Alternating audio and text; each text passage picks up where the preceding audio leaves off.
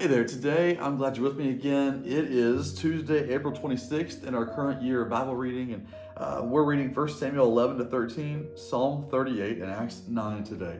If you've been following these videos for a while, and if you've been around our church for a while, you know I've talked quite a bit lately, it seems like, in messages or on these videos about Saul and how King Saul, the first king of Israel, how he was not a faithful king and how he rejected God and God rejected him. And maybe you're beginning to wonder, like, when does that happen? What does that mean? What's that look like for Saul, the king, to reject God and for God to reject him? I don't understand that. Well, today, in the first Samuel readings, we get to a glimpse of that. It's not the last time, it's not maybe the biggest time, but it's a glimpse of that. In 1 Samuel 13, the heading here in the NIV Bible I'm reading says, Samuel rebukes Saul. Samuel is the prophet speaking on behalf of God. Saul's the king who does a foolish thing.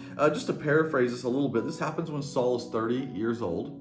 So he's not a kid anymore. He's maybe not, an older adult, but he's not a kid. He's mature enough that he should know what to do, not to do when it comes to following God. He should know to listen and to wait and to trust God, especially because Samuel has led him through so many things so far, speaking on behalf of God. But Saul here comes to a moment, there's an impending battle with the Philistines. The Philistines are from another nation named Philistia. They're nearby. They hate the Israelites and vice versa, and they fight a lot. That's where Goliath the giant was a Philistine.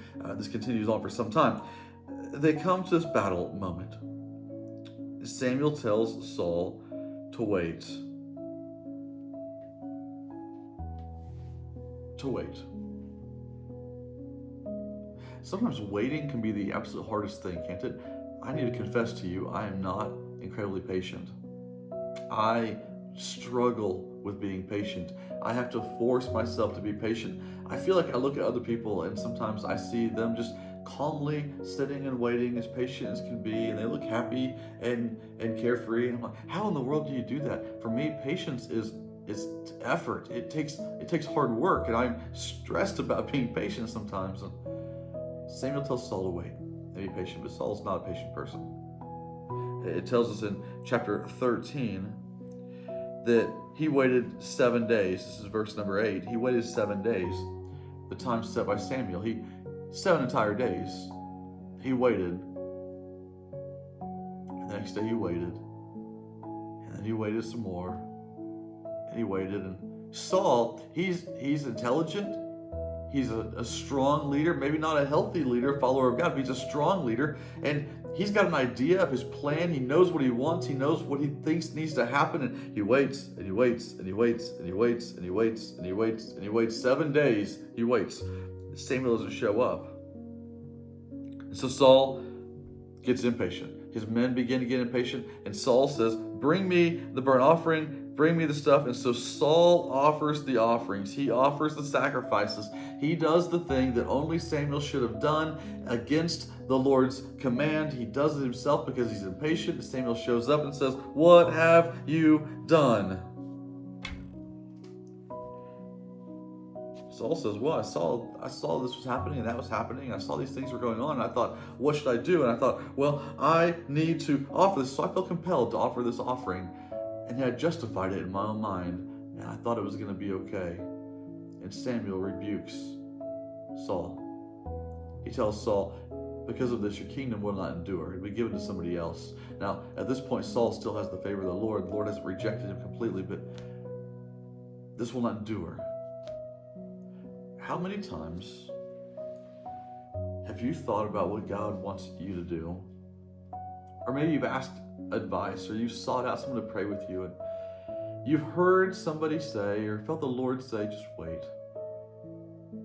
But you are not a patient person. You don't want to wait. You want to get it done right now. I have forced things myself. In fact, there was one time my wife and I, before our kids were born, we moved from Joplin to Northeast Indiana to go to a church that I thought was going to be a better job as a youth minister, and it was going to be a better opportunity for me as a person, a growing leader. And so I forced some things without being patient. I just kind of went and did my own thing. And because of that, my wife and I got to endure a church split, a painful season. Our family took a lot of hits, and we have some baggage and scars we carry with us to this day. How many times have you felt God tell you wait, but you've not waited, you've pushed forward instead, and you can tell the story of the consequence that comes along with that. It's not that God's rejected you, but there's a consequence. There's a scar. There's a penalty. And today, I'm encouraging you to wait. Today, no matter what you think the plan might be, sit back, fold your hands, and just wait for God to move. Because, like we're reminded in the book of Acts, when some of the followers of Jesus were on trial, if this is from God, no man can stop it. But if it's from people, it'll fail anyway. Right now, just wait. Wait for God to move. And when he does, it will be obvious. And all you need to do is say, here I am, send me, step into it, and move forward. If it's from God, no one can stop it. If it's from you, it'll fail. You'll have scars. You'll have a story to tell of pain and penalty. So today, be patient.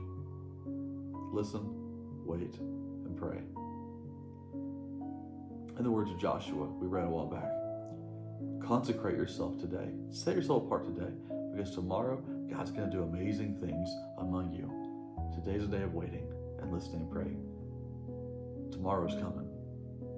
But be patient in the meantime. And until I see you again, you are sent.